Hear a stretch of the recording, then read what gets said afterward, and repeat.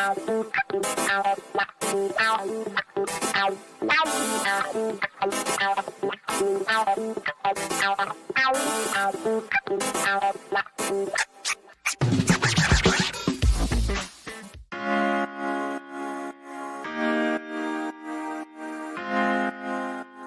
don't often pull something down off my wall with my bony little arms, but I did this for our next guest, who I love so much. Okay.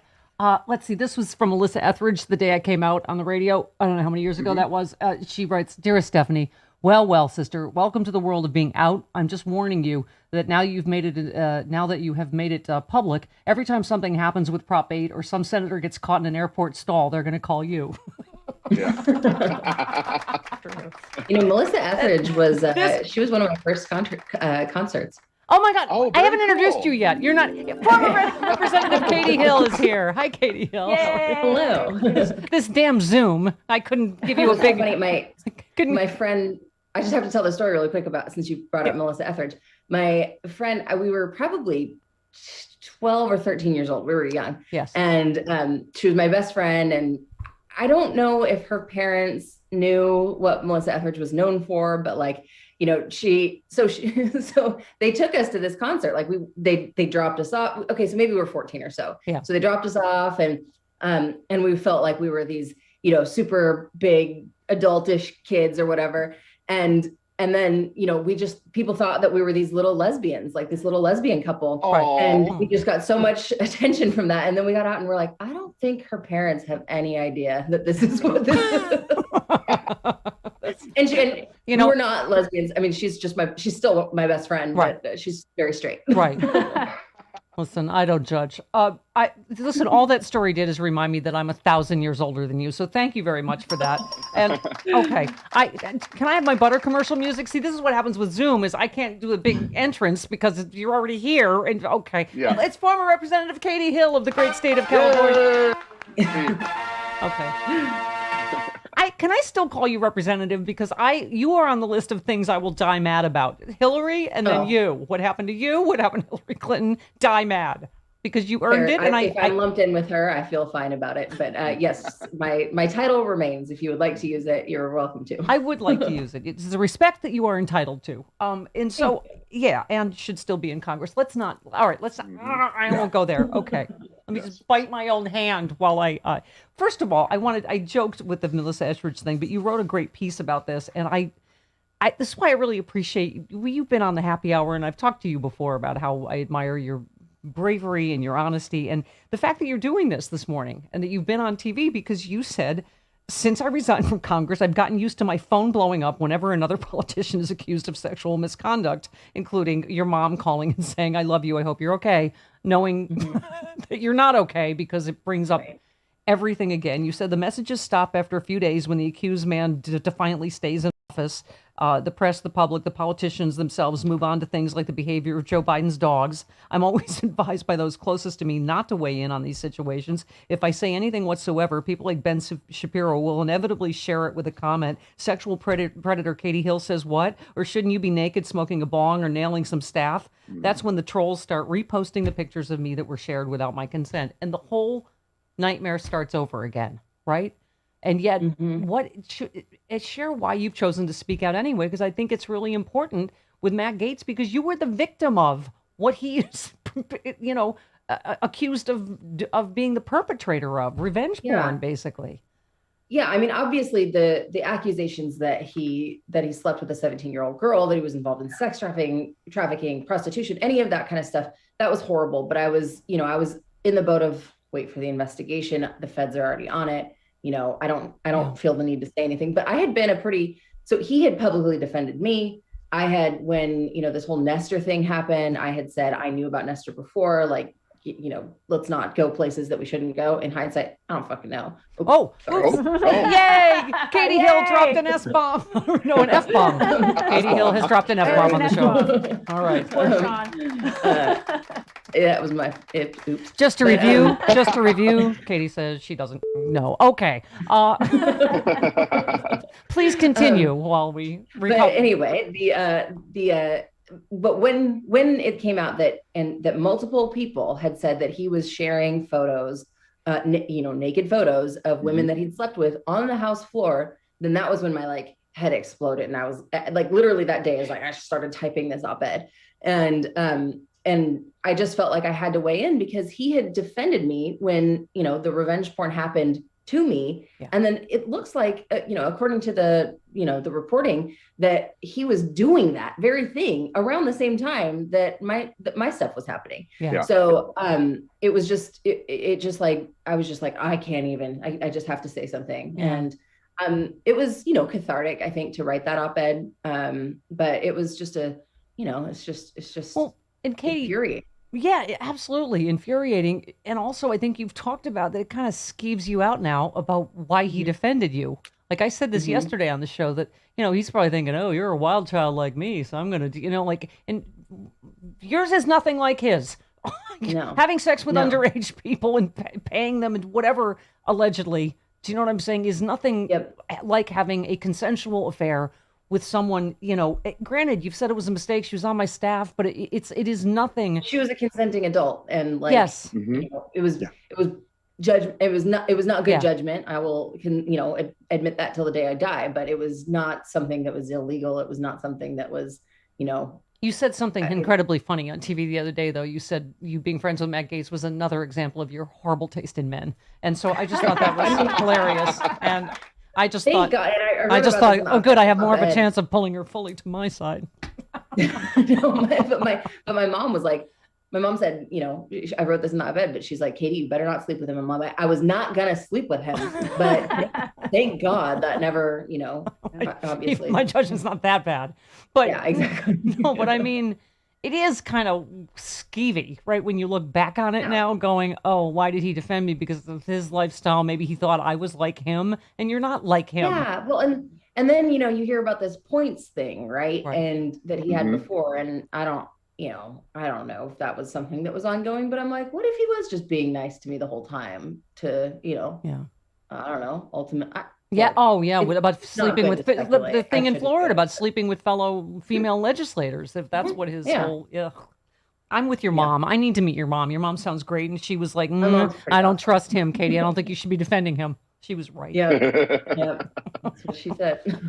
My mom's pretty much always right. I can't really think of a time that she's not been right. Yeah. Yeah.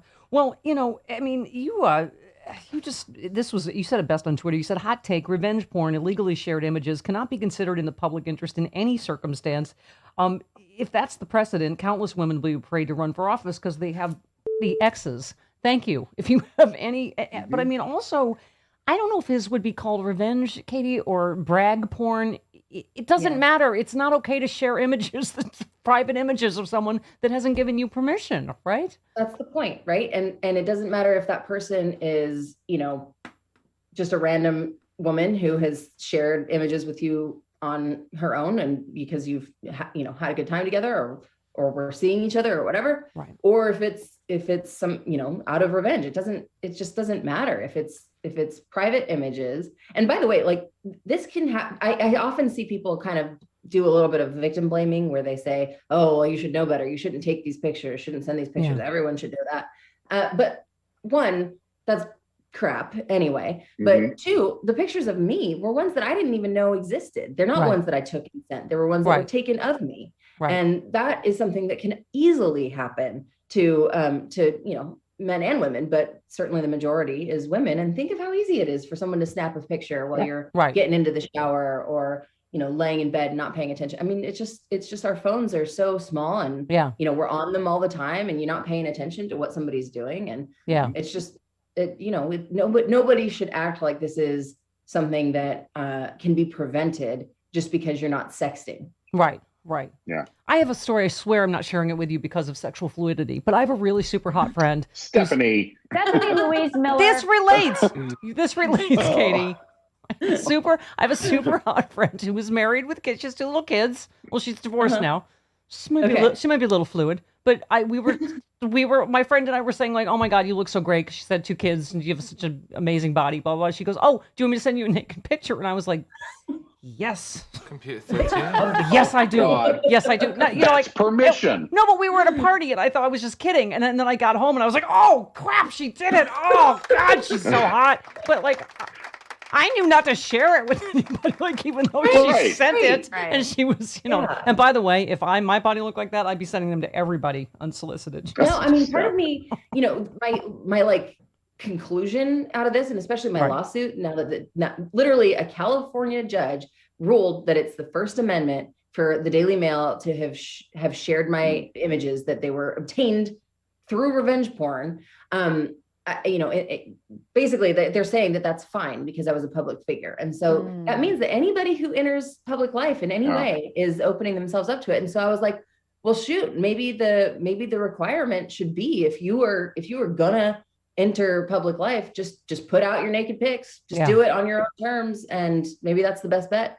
Yeah. I don't know. I mean, obviously I'm not advising people to do that, but it just was. No, but I felt violated on your behalf, on everybody's behalf this happens to. I mean, it's just creepy. I mean, I don't know if you were quoting somebody here, but you tweeted, you said in 2021, a woman deciding to engage in consensual sexual activity is somehow a mark against her morality, but a man sharing images of women without their consent on the House floor is not grounds for his immediate removal from office or resignation. I don't know if you were quoting from something, but yeah, I was quoting from that article, that Refinery 29 article, but I mean, how insane does that make you? Not just the double standard with men and women, but Democrats and Republicans.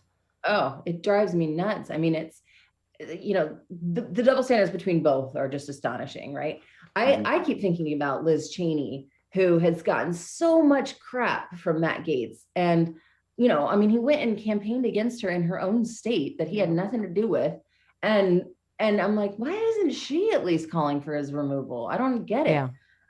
Whereas, at least, and again, I don't know, where everyone stands on Cuomo. Everyone's all over the place on it, but like, there's multiple different, accusations. What I look at is like, is there a pattern, right? If a one-off kind of accusation is a one-off, and we have to, let that play out or whatever. But when you have a pattern, it's a different situation. And so with Cuomo, at least the Democrats were calling for it. We're saying that, leadership, congressional leadership, people from his own state, the leadership in his own state were saying, dude, you shouldn't be leading us in this case.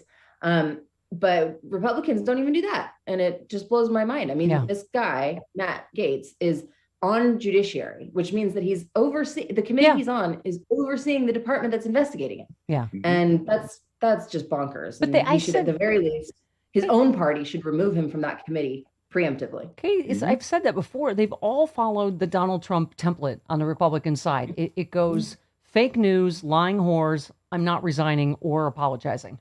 And they all run the same play. And it's just, Because it worked. Donald Trump proved that it worked for, however long.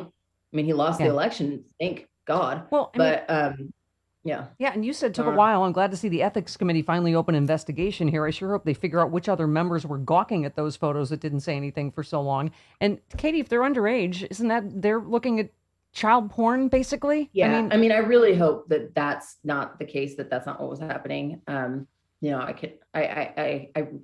sincerely hope that, no one's stupid enough to do that, but, or disgusting enough, but I wish you would have said that to you. Would you like to see some pictures? You're like, no, but I would shove this phone up your ass if you would. Stephanie.